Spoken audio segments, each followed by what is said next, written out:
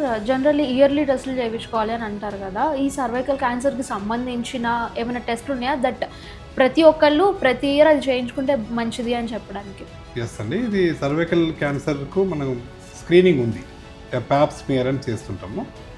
Pap smear చేయటం వల్ల మనకు సర్వైకల్ క్యాన్సర్ను మనం ఎర్లీ స్టేజ్లో డిటెక్ట్ చేయొచ్చు.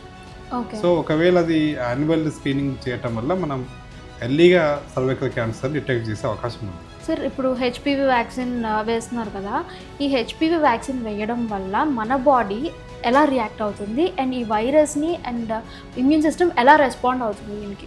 యూజువల్గా మనకు జనరల్ కూడా వ్యాక్సిన్స్ అనేవి అంటే కొన్ని వైరస్ను తక్కువ మోతాదులో మన బాడీలోకి ఎంట్రీ చేస్తాం. Okay.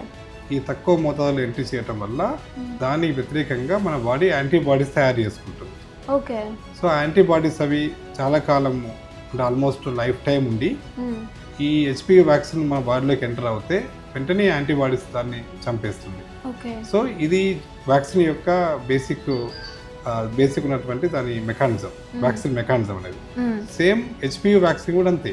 HPV human papilloma virus మన బాడీలోకి ఎంటర్ చేయటం వల్ల కొద్ది మొత్తంలో అంటే డిసీజ్ రానంత కొద్ది మొత్తంలో వైరస్, ఆ డిసీజ్ రాదు, ఆ వైరస్కి బట్టి మనకు బాడీ యాంటీబాడీస్ రియాక్ట్ అయ్యి యాంటీబాడీస్ తయారు చేసుకుంటుంది. ఈ యాంటీబాడీస్ అనేవి మనకు ఆల్మోస్ట్ లైఫ్ టైం ప్రొటెక్షన్ ఇస్తుంటుంది. ఓకే.